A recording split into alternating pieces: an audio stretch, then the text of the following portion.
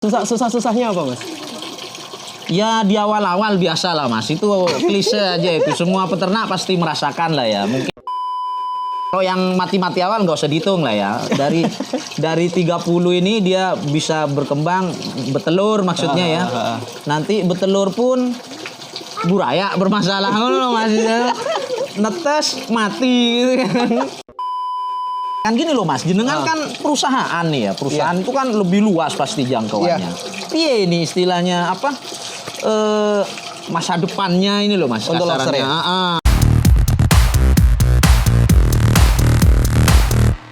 Ya, kita lagi di kolamnya Mas Suhaimi. Jadi teman-teman mungkin kalau lihat YouTube-nya itu namanya Agi Fariswa. Nanti kita bakal ngobrol-ngobrol bareng sama Mas Suhaimi kayak gimana.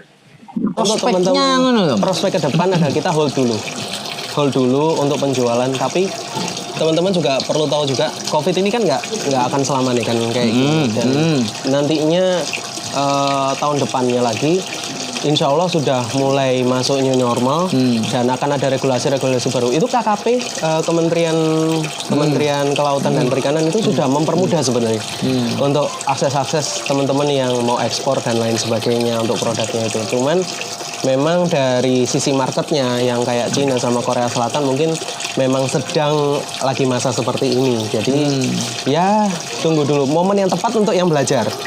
Momen yang tepat untuk belajar. Saat-saat seperti ini ya? Iya, momen yang tepat untuk belajar. Yang sudah berkembang atau yang sudah gede kayak jenengan saya ini momen yang pas untuk merestorasi atau mulai merubah sedikit haluan. Aku haluan usaha tak rubah ke kuliner. Nah itu juga sebenarnya ada sih pikiran ke sana gitu. Udah punya berapa ini? Ya apa namanya, restoran atau apa? Kalau aku bilangnya warung, jangan bilang restoran, ntar pajaknya gede. Aduh, jangan bilang restoran, kita bilangnya warung aja. Ini kalau sekarang ada dua. Jadi ada dua warung yang sekarang di depannya kantor itu, satunya lagi di dekatnya Pagerwojo. Nah ini yang rencana aku buka itu di dekatnya Malang. Oh ini yang ketiga berarti? Ini yang ketiga. Wah boleh tahan. Insya Allah sih, tapi akhir bulan depan lah. Ikut senang. Memang Mas, sampean itu tetap role model saya sebenarnya gitu loh. Mas Tama ini masih muda, wis masuk TV ya Mas ya. Yang pernah masuk TV ya Mas ya. Gak tahu TV-nya sebesar apa itu kok muat gitu kan. Masuk TV, masih muda, punya perusahaan, menang lagi nomor berapa itu waktu itu jenengan? Nomor 3 apa 5 besar apa berapa? Nomor 3. Nah gitu loh. Jadi bagaimanapun juga itu apa ya, bisa jadi panutan istilahnya ya. Jadi teman-teman yang baru belajar misalnya kan kayak Mas Tama nih masih muda bisa gitu loh, kenapa saya enggak kan gitu loh, istilahnya seperti itu harusnya loh ya kan? Harusnya. Cuman kadang yang teman-teman nggak paham, entah itu teman-teman yang mau mulai bisnis ataupun mulai budidaya, ada struggle di balik itu kan. Jadi kayak Mas Suhaimi sendiri berapa tahun ini berusaha untuk mulai budidaya, banyak banget kan kendalanya. Ya pastilah, pasti ya. Kayak orang gila Mas yang gitu. Ceritain ya apa istri itu wah awal-awal itu sampai 1:30 malam Mas saya itu Mas. 1:30 ngurusin kolam. Iya. Ganti air, ganti baru. Sik mati lagi, bongkar lagi. Kan ini kurang begini, ganti lagi. Begitu terus. Istri itu ngelihat udah kayak bengong gitu kan. Ini nanti suami saya larang. Saya diomelin kan. Nggak dilarang, ya kok kasihan gitu loh. Punya suami kayak mau gila ini, sudah 1:30 pagi loh, dini hari loh kan. Masih ngurusin kolam, nenteng-nenteng kan. Ini pakai apa namanya selang ini kan. Nyifon. Betul. Pokoknya 2 bulan 3 bulan di awal itu memang perjuangan betul ya, kita belajar ilmunya betul-betul, dipelajari betul-betul. Kalau kita sudah dapat ya ke belakangnya sudah nyaman gitu. Apalagi udah ngelihat yang telur banyak kayak di sana. Ya, yang ada di video. Ntar aku tunjukin ya di video. Udah enak gitu loh. Itu nanti satu kolam itu sudah netes berapa ekor tuh Mas? Itu 17 itu hampir samaan nanti itu netesnya itu. Selisih seminggu lah paling, berapa hari kan. telurnya udah ada titik-titik semua itu mau jadi buraya itu loh. Iya. Fase ini, fase Ketiga ya? Iya, Apa keempat ketiga. itu? Fase 3. Jadi udah lumayan sih. Tapi teman-teman ya perlu ini ya, perlu belajar juga. Nggak bisa dadakan. Ya nggak bisa sekaligus ya, betul. Apalagi lobster air tawar itu kan apa ya, karakternya kanibal ya Mas ya. Kanibal. Jadi menurut saya lobster air tawar itu di tiap levelnya itu ada masalah Mas. Iya. Itu yang harus dipecahkan sebenarnya nih. Contoh ya. Contoh kita baru beli taruhlah 3 set ya, 30 ekor nih. Ya, adaptasi berarti fase adaptasi. Baru masuk fase adaptasi, iya kan?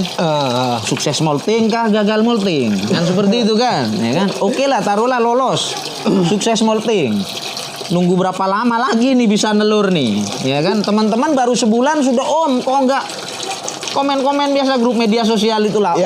Kok nggak nelur-nelur nih Om? Berapa lama Mas? Sebulan. Aduh, gimana mau jawab gitu loh? Baru sebulan kok udah nanya kapan nelur kan?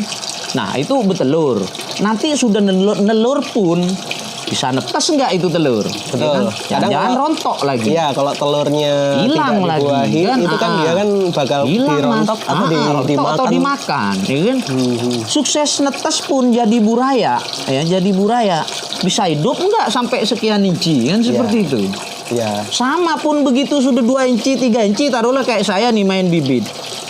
Ada yang mau beli nggak? Kan seperti itu kan. Iya. Ujung-ujungnya pemasaran gitu. Jadi tiap level ada permasalahannya sebenarnya, dan itu yang harus dicari jalan keluarnya lah teman-teman masing-masing lah ya istilahnya. Gimana triknya agar budidaya lobster air tawarnya itu tetap lancar lah gitu kan. Tiap step, tiap level bisa dilewati sampai akhirnya ya bisa panen lah. Paling enak sih teman-teman budidaya sendiri. Kalau aku kan karena aku ada partner ya. Jadi ketika ada beberapa kendala itu banyak banget partner yang nggak ngerti dan nggak mau ngerti. Jadi kemarin itu sempat kita adain kayak bagi hasil dan lain sebagainya. Ketika ada masalah, wah ngomel sampai ke sosial media usahaku juga. Wah diserang buzzer waktu itu. Gara-gara. Jadi mungkin mindsetnya adalah teman-teman pahami kondisi gimana caranya budidaya, kondisi bisnis juga. Apa pengaruhnya yang ada di lingkungan yang sekarang ini lagi momennya seperti apa yang terjadi harus dipahami juga. Dan memang susah-susah gampang ya kalau kita bilang ya, bisa bilang ya. Betul. Kalau sudah pegang, udah kepegang ininya, caranya dan metodenya semuanya, insya Allah sih ya nggak susah-susah banget. Jadi kayak gitu ya teman-teman yang baru mau mulai untuk budidaya lobster air tawar, atau teman-teman yang ingin memulai budidaya lobster air tawar, teman-teman pahami dulu lah resikonya ketika mau memulai itu seperti apa. Kemudian pahami juga kalau misalkan mau dibisniskan itu seperti apa, pahami resiko-resikonya juga, itu yang paling penting. Insya Allah sih kalau misalkan memulai kita nggak bisa sendiri, jadi tetap harus cari teman-teman atau rekan yang sekiranya sudah pernah.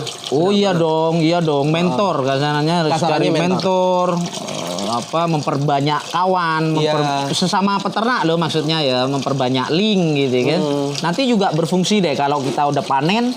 Pasti ada aja tuh rezeki tuh misalnya kan. Ya nanti bisa iniin lah. Atau teman-teman lihat channel YouTubeku atau channel YouTube-nya Mas Suhaimi. Siap. Nanti teman-teman bisa lihat, baca-baca di situ juga. Tapi kalau aku sih jujur aja nggak terlalu ini sih kalau grup Facebook.